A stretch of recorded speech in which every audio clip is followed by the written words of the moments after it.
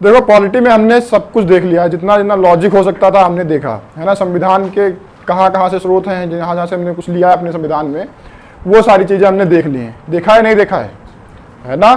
जवाब आना चाहिए। देखो आज अगर जवाब नहीं आएगा तो लाठी चलेगी। हाँ, ऐसे नहीं चलेगा।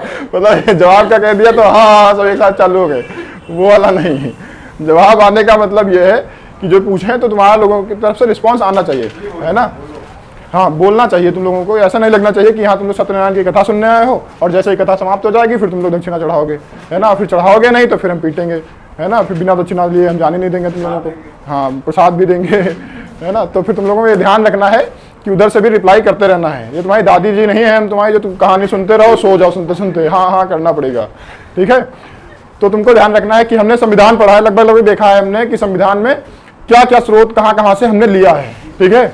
आज वो लगभग हमने पूरा बना के कंप्लीट कर दिया। संविधान एक पूरी हमारी किताब बन के तैयार हो गई है ना। जहाँ जहाँ से हमने लिया है वो सारी चीज़ें हमने उसमें पढ़ लिए, क्या क्या लिया है, उसके अंदर भी कॉन्सेप्ट क्या है, वो भी सारे लॉजिक भी हमने समझ लिए हैं, ठीक है। अभी दोबारा से वो सारे लॉजिक हम तब पढ़ेंगे जब संविधान पढ़ना स्टार्ट करेंगे, तो वही सारे लॉजिक तो वहाँ पे भी मिलेंगे जो हमने पढ़े हैं इधर से कि यहाँ से मैंने ये उठाया, इसका मतलब ये है, वो हमने रखा तो नहीं संविधान में ये है ना। तो वो जब फिर से संविधान पढ़ेंगे फिर से आएगा, दोबारा से तुम्हारा रिवीजन होता रहेगा, होगा नहीं होगा, तो अच्छे से समझ में आएगा। ओवर रिव्यू तुमको मिल गया होगा, पूरा ओवरऑल पूरा संविधान समझ में आ गया होगा कि कैसा है। लगभग अगर एग्जाम में बैठने जाओगे तो तुम्हारे 50% क्वेश्चन तुमको वहीं से मिल जाएंगे जितना तुमने संविधान के स्रोत में पढ़ा है, क्योंकि लगभग 50% उन्होंने संविधान पढ़ा ही दिया है। छूटा क्या तुम्हारा? मूल अधिकार, डीपीएसपी, राष्ट्रपति, है ना, राज्यपाल, यही सारी चीजें पढ़ी बची हैं। बाकी तो सब हमने खत्म ही कर दिया, संसद वगैरह सब कुछ, आपातकाल संसद, सब कुछ जितने भी लॉजिक थे वो सारे हमने खत्म कर दिए। लेकिन इसका मतलब ये नहीं कि दोबारा से नहीं पढ़ेंगे, दोबारा से फिर से पढ़ लेंगे, ठीक है। तो अभी हम लोग क्या करेंगे, अभी ये समझ लो संविधान को बनाने की लास्ट क्लास है। आज हम पूरा फाइनल कर देंगे। बन तो गया मेरा संविधान, सारे संविधान के स्रोत हमने ला करके अपने संविधान में लिख लिए हैं। अब हम क्या करेंगे, देख लेंगे विशेषता क्या है, हमारा स्पेशल क्या है ना। तो वही देखेंगे। आज हम क्या देखेंगे, संविधान की विशेषताएं। तो भारतीय संविधान की बहुत सारी विशेषताएं हैं, है ना। किसी को कुछ पता हो, इतना तुमने संविधान पढ़ रखा है तो बताओ कुछ तुमको लगता हो कि क्या विशेषताएं हैं संविधान की हमारे। किसी को कोई आइडिया हो कि हमारे संविधान की क्या विशेषताएं हैं, कैरेक्टरिस्टिक्स ऑफ इंडियन कॉन्स्टिट्यूशन। हाँ, एकल नागरिकता है, ये हमारे संविधान की विशेषता है। बहुत सारी जगहों पे एकल नागरिकता नहीं है ना। ये हाँ, एक ये भी विशेषता है कि हमारा संविधान दुनिया का सबसे बड़ा लिखित संविधान है ना।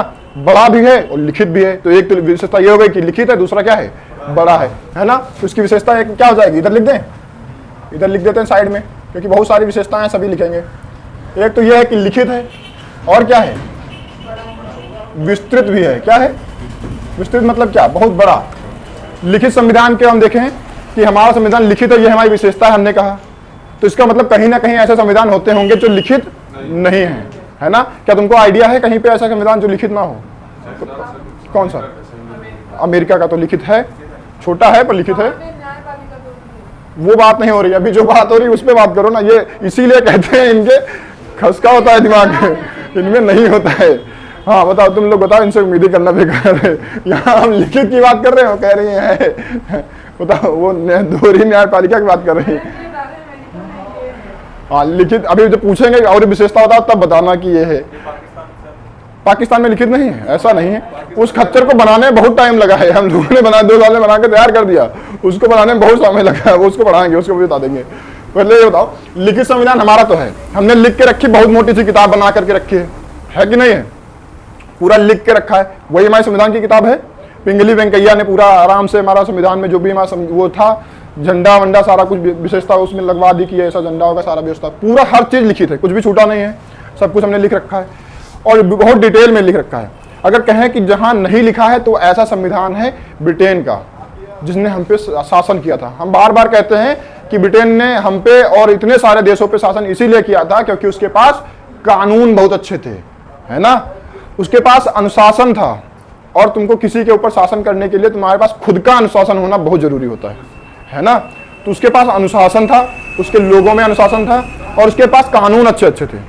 हालांकि वो हमारे साथ अच्छे कानून नहीं लगाता था, हमारे यहाँ बहुत हमारा बुरा बर्ताव करता था, लेकिन उसके पास अपने खुद की, जो लंदन में ब्रिटेन में वो लगाता था कानून, वहाँ पे बहुत अच्छे अच्छे कानून भी थे। और यही कारण है जिससे हमने उसके ब्रिटेन के संविधान से भी कुछ चीजें अपने संविधान में लिख रखी हैं, है ना। वो नाम क्यों ही लेते, उसने हमारे ऊपर शासन कर रखा था, हमारे ऊपर इतना अत्याचार किया था, हम उसके संविधान से ना लेते कुछ, है ना। इतना ही बुरा होता तो उसके संविधान से क्यों लेते, नहीं लेते। और उसमें कुछ अच्छी बातें थी, इसलिए तो हमने लिया उसके संविधान से। यहाँ तक कि उसने जो हमारे ऊपर शासन करने के लिए भारत शासन अधिनियम 1935, ये कानून है, एक्ट है, वो लगाया था। जब वो कानून बनाया था, हमने सबसे ज्यादा चीजें वहीं से ली हैं, लिए नहीं लिए। तो ऐसा नहीं था कि केवल वो हमारे साथ अत्याचार ही कर रहे थे, कहीं ना कहीं वो हमको भी अनुशासन सिखा के गए हैं, है ना। तो इसी वजह से हमने उनके ही बनाए हुए कानून से अपने संविधान में जो कहते हैं बहुत सारी चीजें लिख रखी हैं। जैसे भारत शासन अधिनियम 1935 की बात करें, बहुत सारे एक्ट आए, पर 1935 वाले की अगर बात करें तो उससे हमने लगभग 200 से भी ज्यादा प्रावधान ले रखे हैं, है ना। तो अच्छी बातें भी कुछ थी, पर ब्रिटेन का जो संविधान है वो लिखित नहीं है। हमारे यहाँ संविधान एक किताब लिख दी गई है कि इसी के अनुसार देश चलेगा, कोई भी सरकार आए उसको यही संविधान फॉलो करना पड़ेगा, कुछ भी अलग से अपने हिसाब से नहीं लगा सकती। बीजेपी आ गई कहे अब हमारा कानून चलेगा, जो हम कहेंगे वो कानून, ऐसा होता है। कांग्रेस आ जाए कहे कि हम जो कहेंगे वो कानून, ऐसा चलता है नहीं। पहले से लिख दिया गया, सरकार कोई भी बने, कानून यही लगेंगे जो संविधान में लिखे हुए हैं, यही लिख दिया गया है कि इसके बाहर नहीं जा सकते। अगर इसके बाहर तुम जाओगे तो क्या होगा, तुम्हारी सरकार ही हटा दी जाएगी। और ये जिम्मेदारी किसकी है, न्यायपालिका की, क्योंकि न्यायपालिका कार्यपालिका से स्वतंत्र है। वो इसका निरीक्षण कर सकती है कि अगर सरकार संविधान के अनुरूप नहीं चल रही है तो वो उसको हटा सकती है। अब बात करते हैं, इतना बड़ा सबसे बड़ा लिखित संविधान है, कहाँ का, हमने बताया ब्रिटेन का नहीं लिखित है, तो वहां कैसे चलता होगा कानून। तो वहां अच्छे अच्छे हमने बता रहे हैं, कानून तो अच्छे अच्छे हैं उनके पास, पर कैसे चलता है फिर उनका देश जब उनके यहाँ लिखित संविधान नहीं है। क्या किसी ने याद करके रखा है, जो भी बात आएगी वो पढ़ के सुनाएगा, ऐसा सिस्टम है नहीं। देखो वहां पे क्या होता है, आज हम लिखेंगे कम बोलेंगे ज्यादा, ठीक है। तो तुम लोग ऐसा समझना, केवल समझने वाली बात है, बाकी कुछ क्लास में स्पेशल है नहीं। तो वहां पे ऐसा क्या है कि वहां पे जो भी संविधान है, कोई भी संविधान ऐसा लिखा नहीं गया कि ये किताब है इसमें सारे प्रावधान लिखे हैं, ऐसा कुछ नहीं है। वहां पे एक्ट आते हैं, जैसे आज सरकार बन गई और वो सरकार जो भी अधिनियम पारित करा देगी वहां की संसद से। हमारे यहाँ संसद में क्या होता है, लोअर हाउस होता है, अपर हाउस होता है, फिर प्रेसिडेंट होता है, एक्ट बन जाता है, ऐसे ही तो बनता है। वहां पे भी होता है, हाउस ऑफ कॉमन्स होता है, हाउस ऑफ लॉर्ड्स होता है, और फिर उसके बाद में क्राउन होता है, कानून बन जाता है कि नहीं होता है। जैसे हमारे यहाँ लोअर हाउस होता है, वैसे वहाँ क्या होता है, हाउस ऑफ कॉमन्स होता है। अंग्रेजी में समझ नहीं आ रहा, देखो जैसे हमारे यहाँ क्या होता है, लोकसभा होता है, लोअर हाउस है ना, अभी समझ में आया। वैसे ही वहां पे क्या होता है, हाउस ऑफ कॉमन्स होता है ना। यहां से पारित हुआ तो कहां जाएगा, राज्यसभा के पास, है ना। ये हमारा वाला प्रोसेस है। वहां ब्रिटेन में क्या होता है, हाउस ऑफ कॉमन्स से पास होकर के हाउस ऑफ लॉर्ड्स, भगवानों के घर में जाएगा। किसके, हाउस ऑफ लॉर्ड मतलब क्या, भगवान के घर जाएगा। हमारे यहाँ से पास राज्यसभा से भी पास हो जाता है, इससे पास हुआ तो कहां जाएगा, राष्ट्रपति के पास जाएगा, है ना। किसके पास जाएगा, राष्ट्रपति के पास जाएगा, और ये क्या बन जाएगा, एक्ट बन जाएगा, अधिनियम बन जाएगा, कानून बन जाएगा, नहीं बन जाएगा। ये हाउस ऑफ लॉर्ड से पास होगा, फिर क्राउन के पास जाएगा, कहां जाएगा, वहां पे राष्ट्रपति नहीं होते, वहां पे राजा होते हैं, है ना। अभी महारानी है ना, तो क्राउन के पास जाएगा, क्राउन साइन कर देगा, क्या बन जाएगा, ये एक्ट बन जाएगा। हमारे यहाँ ये जो कानून होते हैं, इसको हम क्या कहते हैं, इसको हम कहते हैं कानून। क्या कहते हैं, कानून। और ये सारे कानून बनते हैं संविधान के अकॉर्डिंग। कानून कैसे बनेंगे वो भी प्रोसेस हमने संविधान में लिख रखा है, क्या क्या बन सकते हैं वो भी हमने लिख रखा है। कानून की लिमिटेशन क्या होगी कि इससे बाहर का कोई कानून नहीं बनाया जा सकता है, वो भी हमने संविधान में लिख रखा है। मतलब जो भी कानून बनेंगे किसके अकॉर्डिंग बनेंगे, इस संविधान के हिसाब से बनेंगे। इसीलिए हम संविधान को क्या कहते हैं, सुप्रीम लॉ। क्या कहते हैं, सुप्रीम लॉ कहते हैं, नहीं कहते हैं कि सबसे सर्वोच्च क्या है, संविधान। इससे ऊपर कोई नहीं, ना न्यायपालिका और ना कार्यपालिका, ना कोई सरकार, ना राष्ट्रपति, कोई नहीं, इससे ऊपर कोई भी नहीं। लेकिन वहां ऐसा सिस्टम नहीं है, वहां संविधान ही नहीं है। वहां क्या होता है, यही जो एक्ट पारित हो गया, यही एक्ट क्या हो गया, यही संविधान है या नहीं है। जो भी सरकार आएगी उसने क्या किया, सरकार बनेगी तो इन पे दोनों पे कब्जा तो उसका होएगा, है ना। जैसे हमारे यहाँ हो जाता है तो इन पे कब्जा हो जाता है, ज्यादातर चांसेस उन्हीं के रहते हैं कि वो पास करा लेती है जो भी सरकार बन जाती है। वहां पे भी जो सरकार बन जाएगी, लोकतंत्र वहां पे भी है, चुनाव वहां पे भी होते हैं, सरकार बन गई, अब वो क्या करेगा, वो भी क्या करेगा, एक एक्ट पारित करा देगा, कहेगा आज से हमारा देश इस हिसाब से चलेगा, बस हो गया, वही संविधान हो गया, है ना। हमने क्या किया, हमने ये वाला सिस्टम नहीं लिया। हमने कहा कि ये वाला सिस्टम मुझे पसंद नहीं है। हम क्या करेंगे, हम अपना एक संविधान बनाएंगे, उसके अकॉर्डिंग उसमें हम लिख देंगे कि ऐसे ऐसे कानून बनाए जा सकते हैं, ये लिमिटेशन होगी, फिर हम उसके अंतर्गत कानून बनाएंगे। फिर हमने बहुत सारे कानून बनाए, लगभग 200 के आसपास कानून है, IPC, CRPC, डॉरी, बहुत सारे हैं, है नहीं है, CAA भी है। तो ऐसे बहुत सारे कानून है, वो हमको कानून का दर्जा देते हैं कि रूल वो भी करते हैं, ऐसा नहीं है संविधान रूल करता है पूरे में, कानून भी रूल करते हैं पूरे में, पर कानून को हमने अलग दर्जा दे रखा है और संविधान को सबसे बड़ा दर्जा दे रखा है। तो हमारी एक किताब भी है, उसके बाद में अलग कानून है, उनके यहाँ कानून ही संविधान है। जो कानून पारित होगा, कोई भी सरकार आएगी नहीं, वो जो भी कानून बना देगी वही क्या हो जाएगा, उनका संविधान हो जाएगा। ये कहाँ का है? तो क्या हमने ब्रिटेन से संविधान लिया? चांस ही नहीं है। तो ब्रिटेन से हमने ये नहीं लिया। हमारा क्या लिखित है, इनका लिखित है कुछ नहीं। जो भी सरकार आएगी नया कानून पास करेगी वही संविधान, तो लिखित है नहीं। हमारा लिखित है, हमने किताब लिख रखी संविधान की। अब विस्तृत की बात करें, दुनिया का सबसे बड़ा संविधान हमारा ही है। इससे बड़ा संविधान दुनिया में किसी के पास भी नहीं है ना। हमने इसमें 395 अनुच्छेद लिख रखे हैं। कितने? 395 प्रावधान थे जब हमारा ये मूल संविधान था। अभी अगर इसमें सब क्लॉज जोड़ेंगे तो 465-66 के आसपास इसमें सब क्लॉज हो जाएंगे, तो 465 के समथिंग हो जाएंगे अनुच्छेद। इतना ज्यादा हमने लिख रखा है, बहुत बड़ा है संविधान। जो मूल किताब देखोगे इसमें केवल यही 295 मिलेंगे। बाद में संविधान में संशोधन भी बहुत सारे हुए, 105 के समथिंग संशोधन हो चुके हैं, तो वो भी बाद में जोड़े गए, वो सब क्लॉज में जोड़े गए हैं, है ना। तो वही सब क्लॉज जोड़ करके लगभग पहुंच जाएंगे 465 के आसपास, है ना। तो इतने बड़े हो गए हमने। और हमने क्या किया, 22 भाग बना दिए, चैप्टर अलग अलग चैप्टर कर दिए, 22 भाग बना दिए। बहुत बड़ा संविधान है, छोटा मोटा संविधान नहीं। और बहुत बड़ा बनाने का कारण ये नहीं है कि इतना बोरिंग हो गया कि सब बना दिया, इतना बोरिंग। बहुत बड़ा बनाने का कारण यही था कि हम हर बात को क्लियरली लिख देंगे कि बाद में कोई भी विवाद होने के चांसेस ना रहें। सब कुछ क्लियर लिख देंगे, है ना। अमेरिका में ऐसा नहीं है, छोटा शॉर्ट में है। अमेरिका का सबसे छोटा संविधान है, 35 अनुच्छेद है उसमें। आज तक अभी बताएंगे तुमको, अभी संशोधन की प्रक्रिया भी बताएंगे, बहुत ज्यादा लफड़ा है वहां पे। तो ये वाला समझ में आया, दुनिया का सबसे बड़ा संविधान किसका है?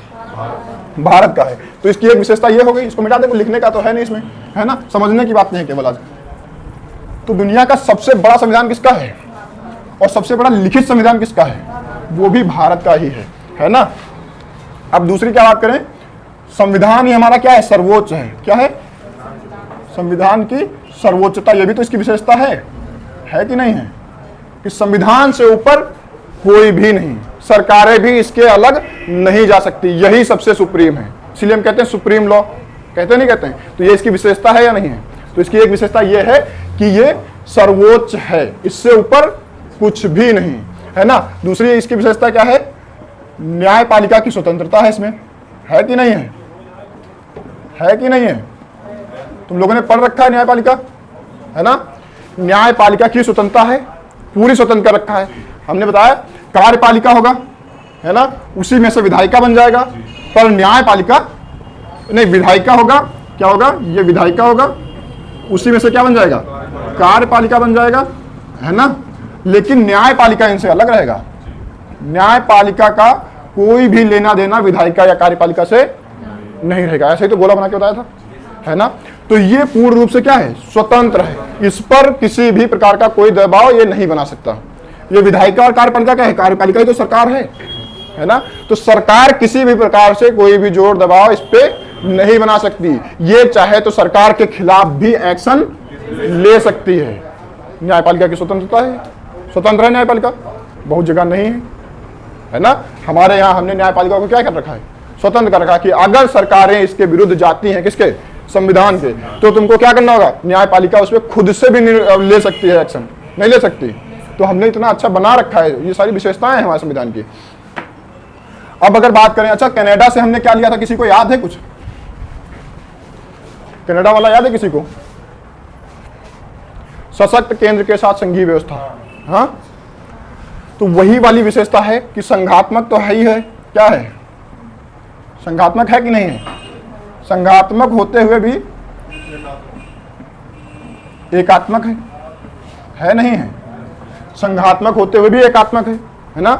कि सशक्त कौन रहेगा? केंद्र, ज्यादा पावर किसके पास रहेगी? सेंट्रल गवर्नमेंट के पास रहेगी, है ना। लेकिन फिर भी संघात्मक है, सभी राज्यों से मिलकर ही बनेगा हमारा पूरा। ये अगर हिंदुस्तान है तो उसमें बहुत सारे राज्य होंगे, है ना। ये सब मिलकर के क्या बनेंगे, पूरा संघ बनेंगे, तो हमारा हिंदुस्तान एक राज्य बनेगा, है ना। संविधान में भारत को राज्य ही तो कहा गया है, तो ये क्या बनेगा, पूरा संघ मिलकर के क्या बनेगा, एक राज्य बनेगा जिसको हिंदुस्तान या भारत कहा जाएगा, है ना। तो ये सारे मिलकर के बनेंगे तो क्या हो जाएगा, संघ हो जाएगा। संघ मतलब क्या, ग्रुप, है ना। तो पूरा मिलकर के क्या बन जाएगा, संघ बनेगा। मतलब संघात्मक भी है लेकिन एकात्मक भी है। ज्यादा पावर किसके पास रहेगी, जो सेंटर गवर्नमेंट रहेगी। और ये वाला हमने प्रावधान कहां से लिया है, कनाडा से। याद है नहीं याद है, बहुत डिटेल में सब बताया है। तो संघात्मक होते हुए एकात्मक भी रहेगा। ये बातें समझ में आई, है ना। अब आगे बात करते हैं। कठोरता है हमारे संविधान में, नहीं है। कठोरता के साथ लचीलापन भी है नहीं है। कैसे है, तुम लोग बताओ कुछ, अगर तुमको आइडिया हो कि कठोरता भी है और लचीलापन भी है। कठोर अमेरिका की तरह है और लचीला ब्रिटेन की तरह मान लेते हैं। क्या कठोर है, हाँ? अरे ये देखो, पहले से सोच के बैठी कि सर बेइज्जती कर ही देंगे। ऐसा नहीं है, तुम लोग बताओ, हम बाद में बेइज्जती करेंगे। मतलब करेंगे तो कंफर्म है। तुम बताओ, बस बताओ कठोरता के साथ लचीलापन क्या है। देखो, लचीलेपन की बात करें तो लचीला संविधान कहाँ का है, ब्रिटेन का है नहीं है, बहुत ज्यादा लचीला है। कोई भी सरकार आएगी, एक्ट पारित करेगी, बन जाएगा, है ना, बन जाएगा कानून, और जैसे चाहेगी वैसे देश को चलाएगी। अगर हमारे यहाँ ऐसा होता, संविधान बनाने वाले लोगों ने ऐसा किया होता, तो हमारे यहाँ एक आयरन लेडी आई थी, नाम याद है किसी को, इंदिरा गांधी। और 1976 में उसने 42वां संविधान संशोधन किया था और उसमें लगभग 60 प्रावधान एक साथ जोड़े थे। कितने, 60 प्रावधान। तो 42वें संविधान संशोधन को क्या कहते हैं, ऐसे लिख दें, कॉन्स्टिट्यूशन अमेंडमेंट, है ना। 42वें संविधान संशोधन को लघु संविधान कहते हैं, पता है लघु संविधान किसे कहते हैं। 42वें संविधान संशोधन कब हुआ था, 1976। अकेले बंदी ने इतना ज्यादा एक ही बार में संविधान में परिवर्तन कर दिए कि वो लगभग छोटा अलग से संविधान बन गया। इतने ज्यादा परिवर्तन कर दिए। और सोचो, अगर ये इतना ज्यादा लचीलापन हम कर देते, अगर इतना ज्यादा हम लचीलापन कर देते जैसे ब्रिटेन में है कि जो आएगा वो एक्ट बना लेगा और चल जाएगा, तो बंदी फिर तो कभी हो जाती नहीं। जो सोचो, इतना हमने डिटेल में संविधान बना लिया है, उसके बावजूद उसने लगा दिया आपातकाल कि हम जाएंगे नहीं, डटे रहेंगे, है ना, हाँ हम ही बने रहेंगे। तो वो बना देती है ऐसा कि आज के बाद कोई भी चुनाव नहीं होगा, हम ही बने रहेंगे। होता नहीं होता, बस गया गेम खत्म, है ना। और उसके बाद में जो वो करती है, ऐसा नहीं था कि उसने काम नहीं अच्छे किए। अगर कांग्रेस में किसी ने बहुत अच्छे काम किए हैं तो वो इंदिरा गांधी है, पर कांग्रेस में अगर किसी ने सबसे बुरे काम भी किए हैं तो वो भी इंदिरा गांधी है ना। अगर इंटरनेशनली देखा जाए तो हमारे इंटरनेशनल रिलेशन जिसके आज बेनिफिट मिल रहे हैं, उसका श्रेय भी इंदिरा गांधी को जाता है ना। उस बंदी ने बहुत काम किए हैं, लेकिन अंदर अंदर से उसने ऐसा प्रताड़ित किया है उसने कि सोच नहीं सकते तुम। बहुत प्रताड़ित किया है उसने, है ना। नसबंदी एक लाया था एक्ट उसने कि सबकी करवा दो एक तरफ से, जो भी मिल जाए। हाँ, जनसंख्या रोकने के लिए उसके पास एक ही यही उपाय था कि सबकी नसबंदी करा दो, जनसंख्या। हाँ, उसमें लालच था। उसमें लालच के साथ साथ में दबाव ज्यादा था। दबाव ये था जो भी कर्मचारी, सरकारी कर्मचारी थे, उनके ऊपर दबाव था कि उनको टारगेट दिया जाता था कि हाँ तुम क्या हो, तुम वीडियो हो, तुमको एक महीने में 10 नसबंदी करवानी है अपनी तरफ से। और वीडियो क्या करेगा, जो भी उसके पास जाएगा, साहब हमारी मेड़ जोतवा ली गई है तो नहीं देख लो चल के, वो क्या करेगा, चलो पहले नसबंदी करवाओ चल के, जब तुम्हारा हम काम देखेंगे। होता था नहीं होता था, जबरदस्ती पकड़ के। अगर सरकारी ऑफिस में कोई मिल गया तो तुरंत वहीं पे डॉक्टर बिठा के रखता था वो साइड में ऑफिसर कि यही साइड में ले जाओ, इनकी यहीं पर व्यवस्था कर दो। तो ऐसे वो करती थी। उसके पास रोकने की व्यवस्था ये थी, जनसंख्या को रोकने की। तो उसने बहुत कड़े कदम भी उठाए और कभी कभी उठाने पड़ते हैं। आज अगर ऐसा हो जाए तो मेरा पर्सनल मानना है कि बहुत अच्छा होगा, वरना हम लोग जब तक जहाँ पे हिंदुस्तान होगा, इतनी ज़्यादा जनसंख्या बढ़ा ली है, कितना लोड बढ़ जाएगा, वहाँ पे वेट बढ़ जाएगा कि हम फाड़ के नीचे निकल जाएंगे।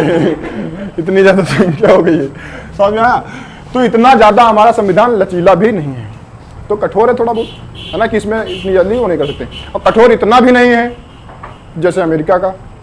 अमेरिका का तुमको पता है संविधान? अमेरिका का संविधान इतना ज्यादा कठोर है, इतना ज्यादा कठोर है कि उसमें परिवर्तन करना, उसमें संशोधन करना बहुत मुश्किल है। अमेरिका कब आजाद हुआ था, किसी को याद है? 1776। हाँ, वो भी इसी के अंडर में था, ब्रिटेन के अंडर में, हम भी उसी के अंडर में थे। हम लोग 1947 में आजाद हुए। हम लोग कब आजाद हुए? इंडिया आजाद हुआ है 1947 में, और ये आजाद हो गया था 1776 में, हमसे बहुत पहले आजाद हो गया है ना। और तब इसका संविधान बना होगा। आज तक इसके संविधान में केवल 30 से 32 संशोधन ही हुए हैं मात्र। इतना ज्यादा उसमें संविधान संशोधन करना कठिन बना दिया गया है कि संविधान में संशोधन होना पॉसिबल ही नहीं होता है, बहुत मुश्किल होता है। हमारे यहाँ 1947 में आजाद हुए हैं, देखो अभी देखना, मोदी जी 5 साल पूरा करेंगे, तब तक तो ये पूरा 10 पार कर देंगे, हैं ऊपर पहुंच जाएंगे। इतना ज्यादा, इतना लचीलापन भी है, आराम से, कठोर भी नहीं है इतना कि अगर जरूरत पड़ेगी तो हम उसमें संविधान में संशोधन कर सकते हैं। अमेरिका वाले में ऐसा सिस्टम हो गया है कि वहां पे जब बनाया गया था संविधान, तो उस समय की मांग रही होगी कि जो शस्त्र रखने का अधिकार है, इसको मूल अधिकार बनाया जाए, कि हर आदमी का मूल अधिकार है, जो भी रखना चाहता है वो रख सकता है, उसको कोई भी गवर्नमेंट रोक नहीं सकती है।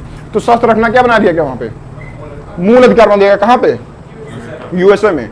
अभी ऐसा सिस्टम हो गया कि सरकारें चाहती हैं कि ये शस्त्र रखना मूल अधिकार ना रहे, इसको मूल अधिकार की श्रेणी से हटा दिया जाए, लेकिन हो ही नहीं पाता संविधान में संशोधन, पास ही नहीं हो पाता है, वहां से हो ही नहीं पा रहा है।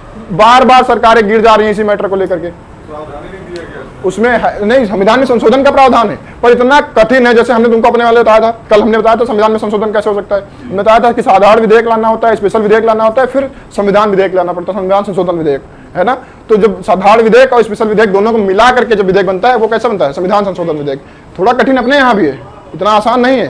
हमने कल बताया था, कल भी वाली क्लास में देखा होगा तुम लोगों ने, है ना। तो उसमें इतना आसान नहीं था। साधारण विधेयक, कोई भी कानून बनाना है तो साधारण विधेयक ले हो जाएगा काम। अगर संविधान के मूल ढांचे में कुछ परिवर्तन करना है, जैसे मूल अधिकार में, डीपीएसपी में कोई परिवर्तन करना है ना, तो तुमको स्पेशल बिल लाना पड़ेगा, विशेष विधेयक। अगर तुमको लेकिन संविधान में ही पूरा परिवर्तन कर देना है, तो तुमको क्या लाना पड़ेगा? संविधान संशोधन विधेयक। वो दोनों से मिलकर के बनेगा। पर वहां पे ऐसा सिस्टम बना दिया कि संविधान के संशोधन का विधेयक इतना ज्यादा कठिन होगा कि ये वाली सरकार चाह करके भी इसको पारित नहीं करा पा रही है। वहां की जनता मानती ही नहीं है। वो तो कहती है, वहां पे अगर मना कर दे गवर्नमेंट ना कि तुमको ये अधिकार तुम्हारा छीना जाता है कि तुम हथियार नहीं रखोगे, तो सरकार गिर जाएगी वहां पे। इतना ज्यादा उन लोगों ने मान के रखा कि हथियार रखना मेरा मूल अधिकार है, हम रखेंगे। वहाँ स्कूलों में लेकर के जाते हैं, और स्कूल में आए दिन ऐसे कांड हो जाते हैं कि झगड़ा होता है, हमारे यहाँ मारपीट होती है, वहाँ पे गोलियां चलती हैं। आज दुनिया में कहीं पे भी अगर गोलियां चलेंगी, तुम चाहे ईरान की बात कर लो, इराक की बात कर लो, सऊदी अरब की बात कर लो, है ना, यूक्रेन की बात कर लो, कहीं पे भी दुनिया में अगर गोलियां चल रही हैं तो गोलियां चलाने के लिए 2 पक्ष होंगे, है ना। एक पक्ष, दूसरा पक्ष, 2 पक्ष होंगे। इन दोनों ही पक्षों में से कोई ना कोई एक पक्ष अमेरिका रहेगा ही रहेगा। किसी भी देश में हो रही हो, तुम ईरान की बात करो, वहां पे भी अमेरिका और रूस, सऊदी अरब की बात करो, वहां पे भी अमेरिका और रूस, यूक्रेन की बात करो, वहां पे भी अमेरिका और रूस, अफगानिस्तान की बात करो, वहां पे भी अमेरिका ही कारण है। हर जगह जहां कहीं पे भी आज दंगे होते हैं, जहां कहीं पे भी अराजकता फैली है, उसमें एक अमेरिका रहेगा ही रहेगा। और इसका कारण यह है कि अमेरिका की पूरी अर्थव्यवस्था किस पर डिपेंड है? व्यापार नहीं, शस्त्रों के व्यापार पे। किस पे? शस्त्रों के व्यापार पे। सबसे ज्यादा व्यापार कौन करता है शस्त्रों का? अमेरिका ही करता है ना। बहुत ज्यादा हथियार बेचता है, हम भी खरीदते हैं उससे। सोचो अगर दुनिया में लड़ाई ही नहीं होगी तो शस्त्र खरीदेगा कौन? अगर लड़ाई नहीं होगी तो शस्त्र कौन खरीदेगा? तुम चलिए, कोई बात नहीं, लड़कों से गलतियां हो जाती हैं, लड़कियों से होती तो अभी देखते हैं। ये चिड़ी बैठी रहती है हमसे कि अभी हमसे लग गया हो, तो अभी देखते कितनी बातें सुनाती हैं। लड़कों से होती रहती हैं। वो हमारे यहाँ एक हुए थे मुख्यमंत्री, उनका नाम था मुलायम सिंह यादव। वो भी ऐसे ही बयान दिया करते थे हमारे जैसे, है ना। वो लेकिन वो बहुत खच्चर टाइप के आदमी थे, हम उतने खच्चर नहीं हैं, है ना। वैसे बयान नहीं देते, थोड़ा बहुत हम माफ़ कर देते हैं इनके बयान, इनके जो गलतियाँ होती लड़कों की। वो बहुत ही ज़्यादा खच्चर आदमी थे, बहुत ज़्यादा कुछ माफ़ कर देते थे, कहते थे हो गई गलतियाँ लड़कों से, हैं। उनके बारे में बताएंगे, जब ये ख़त्म कर देंगे तब कभी बताएंगे। तो बात करते हैं अमेरिका की। तो अमेरिका में शस्त्रों का व्यापार ही होता है, उसकी पूरी अर्थव्यवस्था शस्त्रों पर निर्भर करती है। अगर वो शस्त्र ना बेचे तो उसका जीडीपी गिर सकता है, और शस्त्र तभी बिकेंगे जब कहीं पे लड़ाई हो रही होगी। इसीलिए वो खुद निर्धारित करता है कि कहीं ना कहीं आपस में लड़ाई होती रहे। एक को सपोर्ट करेगा क्योंकि खुद तो सुपर पावर बन के बैठा है ना, एक खुद तो सपोर्ट करेगा बेटा तो हम तुम्हारे साथ हैं, तुम लड़ो, है ना, थोड़ी बहुत सप्लाई पहुंचाएगा, लड़ाई करवा देगा, जब फंस जाएगा तब कहेगा हमसे हथियार खरीदो, खरीदवाता है ना। हाँ, कहता है कि हम दुनिया से आतंकवाद खत्म कर देंगे। आतंकवादियों के पास इतने हथियार मिलेंगे, सब made in America, made in USA, सब वहीं से मिलेंगे, है ना। तुम चले जाओ अफगानिस्तान में, तालिबानियों के पास कौन से हथियार मिलेंगे? और तालिबानियों से लड़ कौन रहा था अभी तक 2021 तक? अमेरिका ही लड़ रहा था, वहां पे अपनी फोर्स भेजी थी उसने, वही लड़ रहा था। पर तालिबानियों के पास हथियार कहां से आते थे? यूएसए से ही। वो खुद ही सुनिश्चित करता है कि कहीं भी ना कहीं पे लड़ाई हो, और तब हम हथियार बेचें, और हथियार बेचेंगे तो हमारा काम हो जाएगा, है ना। तो वहां पे संविधान में संशोधन करना बहुत मुश्किल है, इसीलिए इतने साल हो गए तब भी 30 से 32 संविधान संशोधन हुए, और हमारे पास इतने कम साल हुए हैं, लगभग 75 साल ही हुए हैं, और हमने सैकड़ा पार कर दिया है ना। तो लचीला भी है हमारा, थोड़ा समय के साथ परिवर्तित भी कर सकते हैं, पर इतना भी आसान नहीं है कि हम जो चाहें वो परिवर्तित कर लें। संविधान के मूल ढांचे के साथ हम कोई भी परिवर्तन नहीं कर सकते। ये बात समझ में आई? मिटा देने वाला। अब अच्छा बताओ, क्या हमारे हिंदुस्तान का कोई धर्म है? हिंदुस्तान का सनातन धर्म है। हाँ, हमारे संविधान की प्रस्तावना में ही लिख दिया गया कि हम कैसे होंगे? पंथ निरपेक्ष होंगे। कैसे होंगे? पंथ निरपेक्ष होंगे। पंथ निरपेक्ष होने का मतलब है कि हमारे हिंदुस्तान का कोई भी पंथ नहीं होगा, है ना। भारत राज्य का कोई भी पंथ नहीं होगा। हालांकि भारत में बहुत सारे पंथ होंगे, पंथ मतलब क्या? धर्म, है ना। भारत में बहुत सारे धर्म होंगे, पर भारत का कोई भी धर्म नहीं होगा। भारत क्या है? भारत सेक्युलर है। सेक्युलर का मतलब होता है जो सभी धर्मों को मानते हो, है ना। तो हम सभी धर्मों को मानने वाला भारत का धर्म होगा। कैसा होगा? जो सभी धर्मों को मानता होगा। पर भारत का खुद का कोई धर्म नहीं होगा। कोई खुद के ये नहीं कह सकता कि भारत क्या है? हिंदू राष्ट्र है। हिंदू राष्ट्र है क्या? नहीं। पाकिस्तान कहता है हम इस्लामिक राष्ट्र हैं, है ना। सऊदी अरब कहता है हम इस्लामिक राष्ट्र हैं, ईरान भी कहता है। 57 कंट्रियां हैं। कितनी? 57 IOC में आती हैं, है ना, इस्लामिक कंट्री में, है ना। तो 57 कंट्रियां हैं जो अपने आप को घोषित करके रखे हैं कि हमारे देश का धर्म कैसा होगा? इस्लाम होगा। हमारे यहाँ भी सबसे ज्यादा धर्म कौन सा है? हमारे यहाँ सबसे ज्यादा धर्म कौन सा है? सनातन है ना। हम नहीं कहते हैं कि हमारा देश कैसा है? हिंदू राष्ट्र है, कहते हैं, सभी को मानते हैं। और आज दुनिया में सबसे ज्यादा धर्म अगर एक पास में कहीं पे रहते हैं तो वो भी हम ही हैं। हिंदुस्तान ही है जहाँ पे सबसे ज्यादा धर्म एक साथ रहते हैं, है ना। दुनिया के सारे धर्म तुमको हिंदुस्तान में मिलेंगे। फिर भी कुछ लोग हैं जिनको लगता है कि हिंदुस्तान सुरक्षित नहीं है। दुनिया में कहीं पे भी मार काट होती, भागते हैं लोग, तो यही भाग के आते हैं। म्यांमार में देखो तख्ता पलट हुआ, वहां से भागे लोग, रोहिंग्या लोग, है ना। मुसलमान कहते हैं, हमारे यहाँ के जो मुसलमान हैं, है ना, एक एक्ट्रेस है, उनका नाम नहीं लेंगे, वो एक्टर हैं, एक्ट्रेस नहीं है, एक्टर हैं, और वो कहते हैं कि हिंदुस्तान में इस्लामिक लोग सुरक्षित नहीं है, मुसलमान सुरक्षित नहीं है ना। और रोहिंग्या म्यांमार से भाग करके हिंदुस्तान में आ रहे हैं, पाकिस्तान से भाग कर, अफगानिस्तान से भाग करके भारत में आ रहे हैं, हिंदुस्तान में आ रहे हैं। जब तालिबानियों ने हमला किया था, वहां पे तालिबानियों ने कब्जा किया था, तुमने देखा होगा न्यूज में, प्लेन के बाहर लटक लटक के लोग आ रहे थे। उनको पता था कि वहां से गिरेंगे तो चीथड़े भी नहीं मिलेंगे, फिर भी वो भाग के आ रहे थे कि यहाँ पहुंच जाएंगे तो यहाँ हम सुरक्षित रहेंगे। और फिर भी ये कहते हैं यहाँ लोग सुरक्षित नहीं। हाँ, वो बताते हैं ना, जिसको बचपन से ही सारी सुविधाएं मिल जाती हैं उसको वो सुविधाएं अच्छी नहीं लगती, उसको लगता है कि ये कम है, उससे और ज्यादा मिलनी चाहिए। हम तो कहते हैं जिनको लगता है कि हिंदुस्तान सुरक्षित नहीं है, वो हमारे एक लड़का है छोटा सा, उसके यहाँ जाके देखें। और यहाँ पे अगर जिंदा वापस आ गया तो एक बार कहाँ चला जाए? सीरिया चला जाए, है ना। अगर एक पीस में वापस आ जाए तो हम मान लेंगे कि हिंदुस्तान सुरक्षित नहीं है ना। तो होता रहता है, ये सारी चीजें चलती नहीं। हाँ, यहीं से वापस आना मुश्किल पड़ जाएगा। अगर यहाँ से जाओगे, यहाँ आतंकवादी बनाएंगे तुमको, 2 मिनट में यहाँ कन्वर्जन होता है। हाँ, यहाँ पे तुरंत ट्रेनिंग दी जाएगी तुमको, है ना। यहाँ से तुम अगर सीरिया पहुंच गए तो वहाँ 1 पीस में वापस नहीं आता कोई, है ना। तो हिंदुस्तान का कैसा होगा? कोई भी धर्म नहीं होगा। तो ये भी एक विशेषता है हमारे संविधान की। ऐसा संविधान में लिख दिया गया है कि हिंदुस्तान का कोई भी धर्म नहीं होगा, भारत का कोई भी ऐसा धर्म नहीं होगा, हालांकि हम सभी धर्मों को मानेंगे, है ना। तो ये भी हमारे संविधान की विशेषता है, सबको मानेंगे, किसी के साथ भेदभाव नहीं होना चाहिए, है ना। हमने मूल अधिकार इतने लिख रखे हैं संविधान में। क्या लिख रखा है? मूल अधिकार, है ना। और मूल अधिकार को हमने संविधान का मूल ढांचा बना दिया है कि ये संविधान के मूल ढांचा के अंतर्गत आता है, यानी कि इसमें परिवर्तन करना बहुत ही मुश्किल है। मूल अधिकारों के साथ छेड़छाड़ नहीं की जा सकती, इनमें समाप्त नहीं किया जा सकता। हालांकि इन्हें तुम बढ़ा सकते हो कि ये वाला और बढ़ा दें, ये वाला और मूल अधिकार दे दें, इनको खत्म नहीं कर सकते तुम। इसमें से कोई भी अनुच्छेद 12 से लेकर के 35 तक में तुमको संविधान में, इसमें संविधान 12 से 35 के बीच में तुमको संशोधन करना है, इसमें हटाना है कुछ, बड़ी मुश्किल लग जाएगी तुमको। संपत्ति का अधिकार हटाया गया था, है ना, वो भी इसके अंदर ही रखा गया, इसके बाहर नहीं लेके गए, इधर से हटाया उधर रख दिया, 31 में पहुंचा दिया, पर इसमें हटाया नहीं हमने, है ना। उसको कानूनी अधिकार हमने बनाया, है ना। संपत्ति के अधिकार को हमने क्या किया? कानूनी अधिकार बनाया, पर उसको खत्म नहीं किया। उसके लिए भी बहुत बड़ा लफड़ा हुआ था, बहुत लफड़ा हुआ था, बहुत सारे केसेस हुए। इसमें केस भी पढ़ाएंगे अगर तुम लोग पढ़ोगे तो मूल अधिकार को हमने क्या बना दिया है? ये भी हमारा क्या है? ऐसा है, मूल ढांचा बना दिया संविधान का। इसमें भी संशोधन करना बहुत मुश्किल हो जाएगा। तो ये हमारे संविधान की क्या है? ये हमारे संविधान की विशेषता है। इसके बाद में आता है डीपीएसपी। क्या आता है? DPSP, directive principle of state policy. ये जानते क्या होता है? राज्य के नीति निर्देशक तत्व। ये भाग 4 में आता है। कब, कहां पे आता है? भाग 4 में आएगा। ये 3 में आता है ना। ये 4 में आएगा। इसमें इतनी अच्छी अच्छी बातें लिख रखी हैं कि सुबह तुमको मोदी जी जगाने आएंगे, है ना, अमित शाह तुमको चाय पिलाने आएंगे।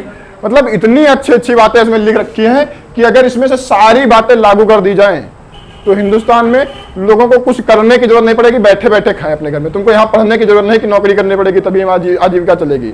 घर में बैठे बैठे सारी सुविधाएं तुमको, तुम कहोगे लंबोर्गिनी चाहिए हमको, हम उससे घूमने जाएंगे, है ना, वो मिलेगी तुमको। इतनी अच्छी अच्छी बातें रखी।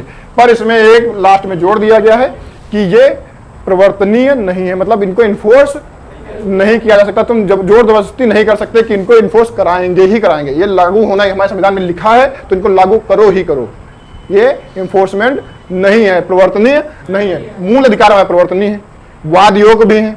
अगर ये नहीं कोई दे रहा है तो तुम इस पे कोर्ट में जा सकते हो कि ये वाले अधिकार हमको नहीं मिल रहा है, संविधान में हमारे लिखा है और हमको ये चाहिए। इसके लिए तुम संविधान सुप्रीम कोर्ट में नहीं जा सकते। ये नहीं कह सकते कि संविधान में लिखा है तो तुमको देने ही पड़ेंगे। ये केवल सरकार के ऊपर है कि सरकार को अगर लगे कि वो इतनी सक्षम हो गई है कि ये सुविधाएं भी दे सकती है तो वो दे। उसमें लिखा है कि हमारे नागरिकों को फ्री में शिक्षा मिलनी चाहिए। सभी को फ्री में मिलती है? नहीं मिलती। पर सरकार इतनी सक्षम हो चुकी है कि वो 6 से 14 वर्ष तक के बच्चों को फ्री में शिक्षा देती है। वो आगे कहती है आगे भी अगर तुम पढ़ना चाहते हो, तुम मेधावी हो तो तुम एंट्रेंस क्वालिफाई करो, आगे भी तुम्हारा खर्चा हम झेल लेंगे। पर सभी को एक तरफ से मिलता है क्या? नहीं।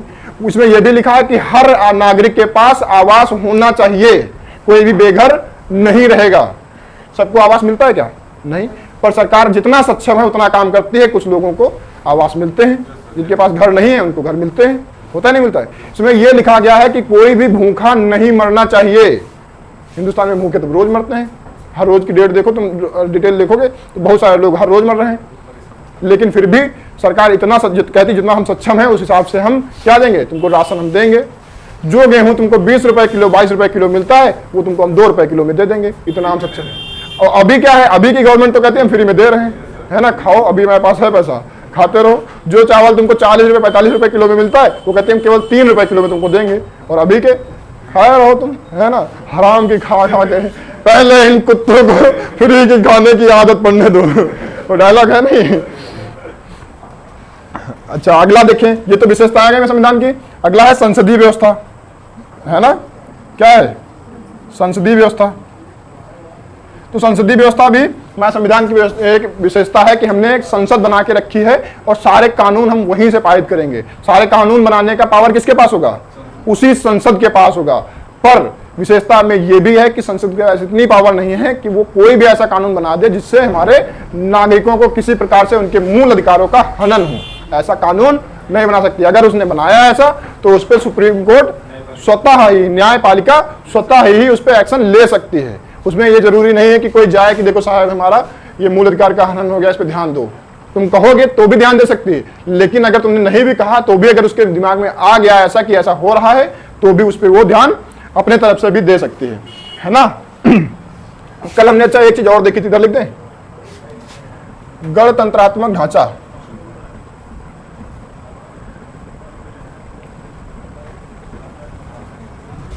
गणतंत्रात्मक ढांचा हमने कहां से लिया था? फ्रांस से। हमने कहां से लिया था? फ्रांस से लिया था। तो फ्रांस से हमने लिया था कि हम गणतंत्रात्मक लोग होंगे। गणतंत्रात्मक मतलब क्या होता है? कल ही पढ़ाया है, ये कल की ही क्लास में था। क्या होता है गणतंत्रात्मक? बताओ।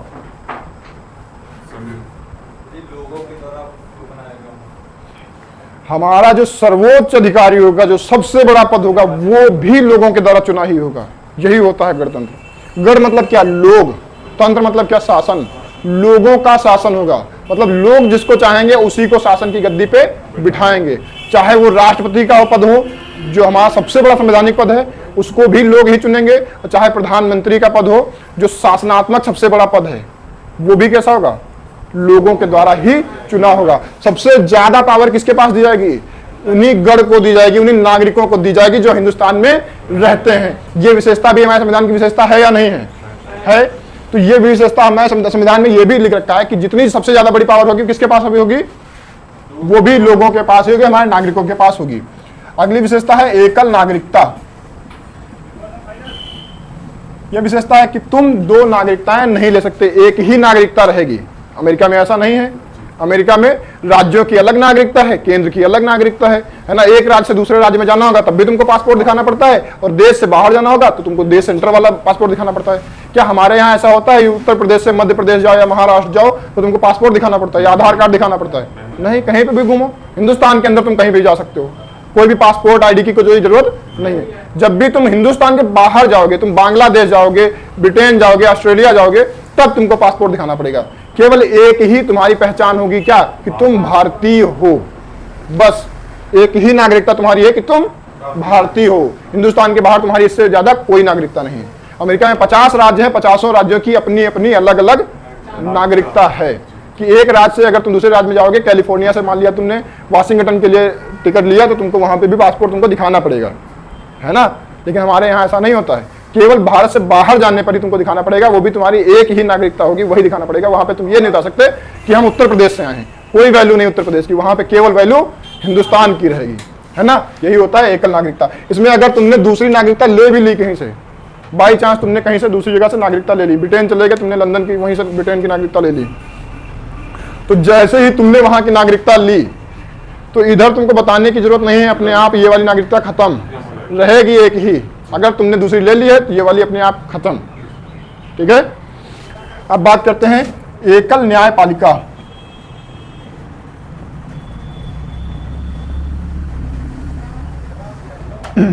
हमारे हिंदुस्तान में केवल एक ही न्यायपालिका होगी, हमने बताया। हालांकि उसके चरण अलग अलग होंगे। सबसे ऊपर होगा सुप्रीम कोर्ट, नीचे आ जाओगे सेशन कोर्ट आ जाएंगे, बीच में तुमको क्या मिलेगा? हाई कोर्ट, है ना। सेशन कोर्ट में भी 2 पार्ट हो जाएंगे, है ना। वो हमने पूरा डिस्ट्रिक्ट कोर्ट में 2 पार्ट हो जाएंगे, है ना। तो वैसा हमने पूरा सिस्टम देख रखा है। पर वो है किसके अंदर में? सब सुप्रीम कोर्ट के अंदर में आता है। सर्वोच्च न्यायपालिका एक ही होगी, वो उसके अलग अलग लेवल पे अलग अलग स्तर होंगे कि ये छोटे स्तर पर, ये यहाँ पे छोटे से छोटा आदमी भी पहुंच सकता है, उसके हिसाब से बनाया गया है ना। तुमको कोई भी केस अगर लड़ना होगा तो सबसे छोटे स्तर से ही शुरुआत करना पड़ेगा। इसके लिए तुम्हारे पास ये कोई भेदभाव नहीं होगा कि तुम बहुत बड़े आदमी हो तो तुम डायरेक्ट सुप्रीम कोर्ट में चले जाओ, ऐसा नहीं होता है। सलमान खान, बहुत पैसा है, काला हिरण मारने वाला केस उनके ऊपर हुआ राजस्थान के जोधपुर में, है ना। उनके ऊपर भी जोधपुर के डिस्ट्रिक्ट कोर्ट में चल रहा है केस, है ना। चाहे तो कहते हैं कि नहीं हम तो मुंबई में चलवाएंगे, सुप्रीम कोर्ट में चलवाएंगे, हम सीधे दिल्ली में चलेगा हमारा। हो सकता है ऐसा, पैसा बहुत है उनके पास, पर कोई भी भेदभाव नहीं है। न्यायपालिका वही है, सारे चरण तुमको वही पास करते हुए आने पड़ेंगे, एक एक चरण तुमको ऊपर आना पड़ेगा। कोई भी किसी के साथ भी कोई भेदभाव नहीं होगा, एक ही न्यायपालिका होगी और वही सर्वोच्च होगी। सर्वोच्च मतलब क्या? संविधान से ऊपर नहीं होगी, पर बाकी सबसे ऊपर ही रहेगी। संविधान से नीचे, बाकी सबसे ऊपर वो रहेगी, है ना। उसका निर्णय कहीं पे भी खारिज नहीं होगा। फिर बात करते हैं, ऐसा अगर दूसरी जगह पे देखोगे तो न्यायपालिका भी तुमको अलग अलग मिलेंगे। अमेरिका की बात करें तो वहीं पे तुमको दोहरी न्यायपालिका भी देखने को मिलेगी, है ना। राज्यों की अलग न्यायपालिका है और केंद्र की अलग न्यायपालिका है। अब बात करें एकल संविधान भी तो है हमारा, ये भी तुम्हारी विशेषता है कि हमारा यहाँ एक ही संविधान है ना, कि एक ही संविधान होगा, राज्यों का अपना कोई संविधान अलग से नहीं होगा। पहले हुआ करता था, तुम्हें पता है, जब जम्मू कश्मीर हुआ करता था, जब जम्मू कश्मीर एक राज्य हुआ करता था, जम्मू कश्मीर तो अभी भी है, तो जम्मू कश्मीर जब एक राज्य हुआ करता था तब वहाँ पे ऐसा था कि जम्मू कश्मीर का अपना खुद का संविधान अलग से था, अलग, है ना। लेकिन जैसे ही हमने 370 हटाई, क्या पूरी धारा 370 हटा दी? नहीं, उसमें हमने कुछ चीज़ हटाई, में बता रखा है ना। तो 370 भी पूरी नहीं हटी है, पर उसमें से कुछ सब क्लॉज हमने हटा रखे हैं। तो वो सब क्लॉज हटाने से हमने क्या किया, वहाँ के जो जम्मू कश्मीर राज्य था उसको हमने बना दिया यूनियन टेरिटरी। क्या बना दिया? केंद्र शासित प्रदेश बना दिया, है ना। अभी क्या है, वहाँ का संविधान खत्म, वहाँ अलग झंडा था उनका, खत्म। अभी हिंदुस्तान का ही झंडा वहाँ फहराएगा, कोई भी अलग से कोई झंडा नहीं है। संविधान भी वही लागू होगा जो उत्तर प्रदेश में लागू होता है, जो मध्य प्रदेश में लागू होता है, वहीं पे ही लागू होगा, वही संविधान होगा। कोई अलग से उनके लिए स्पेशल संविधान नहीं बनाया जाएगा, तो एक ही संविधान होगा, ठीक है ना। बात करें संयुक्त चुनाव प्रणाली, यह भी विशेषता है इसकी, है नहीं है? चुनाव की प्रणाली जैसी भी होगी वो सब जगह पे एक ही जैसी होगी, ऐसा नहीं है कि कहीं पे दूसरी पर चुनाव की प्रणाली कहीं पे दूसरी प्रकार की है ना। तो ये प्रणाली भी हमारे संविधान की क्या है, विशेषता है। ऐसा नहीं होना चाहिए कि उत्तर प्रदेश में ज़्यादा लोग हैं तो यहाँ के लिए कुछ अच्छा बना देते हैं, और असम में कम ही लोग हैं या सिक्किम में कम ही लोग हैं तो उनके लिए कुछ अलग बना देते हैं चुनाव की प्रणाली। ऐसा नहीं होगा, सबके साथ समान व्यवहार किया जाएगा, सभी लोग समान प्रकार से चुने जाएंगे, सब किसी के साथ भी स्पेशल व्यवहार नहीं किया जाएगा। हम बात करें जैसे डीपीएसपी में बात की गई थी, वैसे ही बात की गई है कि हमारा हिंदुस्तान कैसा होगा, लोक कल्याणकारी होगा। ऐसी बात हमने कहाँ पे लिख रखी है, अपने संविधान में लिख रखी है कि हिंदुस्तान कैसा होगा, लोक कल्याणकारी होगा। लोक कल्याणकारी राज्य की हमने परिकल्पना बना करके रखी है अपने संविधान में कि हिंदुस्तान में कैसा होगा, लोक कल्याण के बारे में सोचा जाएगा, है ना। जो भी होगा कैसा होगा, हाँ, जनता के भले के लिए सारे काम किए जाएंगे, जो भी काम होंगे सब कैसे होंगे, जनता को ध्यान रख करके ही किए जाएंगे, किसी प्रकार से जनता का शोषण ना हो पाए। हमने ऐसा संविधान में लिख रखा है कि जनता का किसी प्रकार से कोई शोषण नहीं होना चाहिए। कैसा राज्य बनेगा हमारा, लोक कल्याणकारी। लोक कल्याणकारी मतलब कि जनता ही सबसे ज्यादा ध्यान में रखी जाएगी कि जनता को क्या फायदा हो रहा है, क्या नुकसान हो रहा है। इसलिए जितनी भी योजनाएं आती हैं सब जनता को ध्यान में रख करके ही की जाती हैं। चीन में ऐसा नहीं होता है, उसमें देश देखा जाता है कि देश को फायदा किस चीज में है। अगर वहाँ पे देश को फायदा किसी चीज से नहीं है तो वो जनता के खिलाफ भी जा सकते हैं। वहाँ पे तुम दंगा करोगे और उनको लगेगा कि इंटरनेशनल में उनकी छवि खराब हो रही है तो सड़कों पे तोपे चलने लगती हैं, वहाँ पे तोपे सड़कों पे आ जाते हैं, जनता अपनी जनता पे तोपे चला देते हैं, इतने खच्चर लोग हैं। हमारे यहाँ क्या ऐसा होता है, हम लोग कितना ही ज्यादा बड़ा आंदोलन करें, आंदोलन के साथ दंगा भी कर देते हैं हम लोग, ट्रेनें फूकने लगते हैं। अभी फूका हम लोगों ने, हम लोगों ने नहीं, मतलब लोगों ने फूका, मतलब इस विद्यार्थियों ने फूका, है ना। विद्यार्थियों ने फूक दिया अग्निवीर वाले चक्कर में, ट्रेनें फूक दी। अभी कितने दिन का, 1 महीने की बात है, 1.5 महीने की। तो इतना ज्यादा दंगा भी कर दिया लोगों ने, फिर भी क्या पुलिस ने उनके ऊपर गोलियां चलाई, ज्यादा से ज्यादा उनको पकड़ के उठा ले गए, कहीं कहीं पे लाठीचार्ज ही किया। पर इससे यह नहीं किया कि तुम्हारा हम जीवन जीने का अधिकार छीन लें, ऐसा होगा नहीं। गोलियां चला सकते हैं, चीन की तरह हम तोपे निकाल लें सड़कों पे, आओ मिलो तुम, बताओ।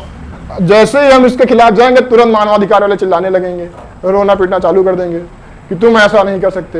अच्छा, मानवाधिकार वालों के पास बहुत पावर होती है, पता है कितनी पावर होती है उनके पास, इतनी कह रही बहुत पावर होती है देखो इसमें क्या होता है कि उनके पास इतनी पावर है कि वो बिना परमिशन के जेल में भी जाकर के देख सकती हैं कि जो कैदी हैं, जो अपराधी हैं, उनके भी कुछ मूल अधिकार रहेंगे। वहां पे भी कैदियों के भी कुछ मूल अधिकार होते हैं। सोचो, हमने जो बना रखा है संविधान, इतनी विशेषता है उसकी है कि जो कैदी हैं उनके भी कुछ मूल अधिकार होंगे, है ना।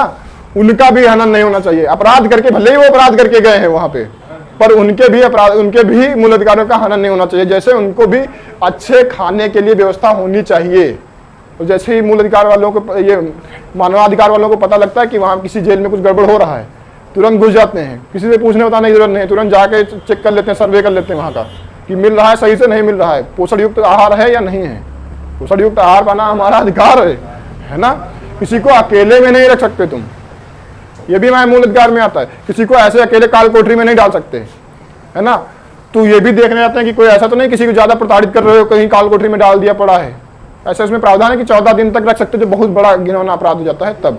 है ना, तब 14 दिन के लिए रख सकते हो डिटेंशन में उसको अलग, है ना। उसके बाद में फिर तुमको लाना पड़ता है उनके बीच में, फिर ऐसे 14-14 दिन करके रख सकते हो लगातार लंबे समय तक, तुमको अकेले काल कोठरी में नहीं रख सकते, है ना। तो ये सारी बातें कही गई हैं, तो उसमें भी उनके पास अधिकार होता है कि वहाँ पे जा करके भी देख सकते हैं किसी के साथ बहुत ज़्यादा प्रताड़ना तो नहीं हो रही। मारने पीटने का अधिकार नहीं होता कि वहाँ पे तुम ले जाओ उनको मारो पीटो जा करके, है ना। उनको सजा सुनाई जाएगी, या तो फांसी सुना दो, या तो फिर उम्र कैद सुना दो, या फिर 5 साल 7 साल 10 साल जैसे सुना दो, पर मारोगे पीटोगे नहीं उनको। ऐसा नहीं कि वहाँ से ले जाओगे कि जाओ सजा 1 ही साल की है, पर 1 साल में लगातार इनके पट्टे बंद नहीं होने चाहिए, फटाफट फटाफट चलते रहने चाहिए। ऐसा नहीं है ना। सजा तुम लंबी से लंबी सुना सकते हो, उम्र कैद सुना सकते हो, यहाँ तक कि फांसी की भी सुना सकते हो। फांसी भी वो भी इतनी आसानी से नहीं होती, तुमने बहुत कम ही केस सुने होंगे फांसी के, फांसी भी इतना आसान नहीं है। तो तुम फांसी तक की सजा सुना सकते हो, लेकिन मार नहीं सकते, उनको प्रताड़ित नहीं कर सकते। इनकाउंटर वाला अलग प्रोसेस है, वो सीआरपीसी में होता है ना। उसमें भी हीनता के साथ तुम मार नहीं सकते। इनकाउंटर जब भी होता है तो उनकी आंखों में पट्टी बांध दी जाती है ना। बहुत कुछ ध्यान में रखा जाता है। फांसी जिनको दी जाती है उसमें लेट नहीं कर सकते कि तुम आदमी को प्रताड़ित करो, क्योंकि फांसी के बाद में उसमें आदमी की टेंशन हो जाती है कि यार मरने जा रहे हैं, तो टेंशन होगी नहीं होगी, होगी नहीं होगी, तो टेंशन हो जाती है। तो कहते ज्यादा आदमी को परेशान नहीं करना, टेंशन में नहीं लाना है ना। टेंशन में लाओगे तो बीमार हो जाएगा, जल्दी से उसको मारो, खत्म करो, है ना। तो लंबे समय तक के लिए फांसी का पहले डिसीजन नहीं सुना सकते तुम, है ना। तुरंत सुनाओ, 1-2 दिन में खत्म करो, फाइनल करो उसको, है ना। और ये भी नहीं कर सकते कि तुम वहां जाकर किसी को मारना है तो फांसी के अलावा तुम क्या करो, जहर पिला दो उसको। जहर पिला के नहीं मार सकते। सऊदी अरब में होता है पत्थर फेंक फेंक के मारा जाता है, चौराहे पे खड़ा कर दिया था, पत्थर फेंक के जाते हैं उसके ऊपर, ऐसे मारा जाता है। खुले में फांसी दी जाती है चौराहे पे, जिससे आसपास के लोग देखें वो भी सहम जाएं, डर जाएं कि अगली बार अपराध नहीं करना है, वरना ऐसे फांसी होगी। हमारे यहाँ ऐसा कुछ नहीं, फांसी भी देते हैं तो काला कपड़ा बांध देते हैं कि डरे नहीं, उसको लगे नहीं कि फांसी बंदा आ गया हमारे सामने है, मरने वाले हैं। बहुत सारी चीज़ों का ध्यान रखा जाता है। ये सारी विशेषताएं हैं हमारे संविधान की। छोटा मोटा संविधान है, बनाया हमने बहुत बड़ा है, बहुत बड़ा है, विस्तृत है, पर इसका मतलब ये नहीं है कि बोरिंग सा नहीं बनाया हमने, बहुत अच्छा बनाया। इतना डिटेल में सारी चीज़ें लिख दी हैं कि कोई भी आकर के कम पढ़ा लिखा आदमी भी उसको अच्छे से समझ सकता है। हालांकि उसकी भाषा कानूनी भाषा है, तुमको शब्द नहीं समझ में आएंगे, पर अगर तुम वो सारी चीज़ें समझते हो, शब्द तुमको अच्छे से पता है उनके बारे में, तो तुम उनको डिटेल में समझ सकते हो। जैसे तुमको हम पढ़ाते हैं इस भाषा में, ऐसे नहीं लिखा, थोड़ा उसमें कानूनी भाषा है, थोड़ा टेक्निकल भाषा में लिखा हुआ है। तो तुम अगर डायरेक्ट पढ़ोगे तो तुमको उतना समझ में हो सकता है ना आए, ये भी नहीं कहते कि नहीं आएगा, आ जाएगा, पर थोड़ा उसमें टेक्निकल भाषा रहेगी। पर जो हम समझाते हैं वो हम तुमको तुम्हारी भाषा में समझाते हैं, है ना। एग्जाम्पल हम तुमको दे देते हैं, उससे तुमको समझ में आ जाता है। पर उसमें ऐसा नहीं है, उसमें डायरेक्ट बातें लिखी गई, प्रावधान लिखे गए, है ना। पर इतना डिटेल में लिख दिया गया कि सारी बातें तुम क्लियरली समझ सकते हो, है ना। ये हमारे संविधान की क्या है, ये विशेषताएं हैं। तो ऐसा हमने बनाया है अपना संविधान, ऐसा संविधान है हमारा, ठीक है। तो आज भी लिखने वाला तो था नहीं, है ना, और इसमें से कुछ पूछा भी नहीं जाना है, केवल समझना था, है ना। तो अभी हमारे संविधान की समझ लो बनने का प्रोसेस खत्म हो गया है। अब हम संविधान के अंदर जाएंगे, तो अंदर जाएंगे तो अगली क्लास में हम अनुसूचियां पढ़ लेंगे, और अनुसूचियां पढ़ने के बाद में फिर हम थोड़ा रोकेंगे इसको, है ना, क्योंकि जियोग्राफी थोड़ा आगे बढ़ाना है, कंटिन्यू करना है। इतने में तुम लोगों का लगभग इतना है कि कर लोगे क्वेश्चन। जो भी इंपॉर्टेंट टॉपिक थे वो लगभग मैंने सारे करा दिए हैं संविधान बनाने के प्रोसेस में ही, ठीक है। फिर इसको हम कंटिन्यू करेंगे थोड़े दिन जियोग्राफी पढ़ के, ठीक। इसको छाप लो अगर छापना चाहो तो।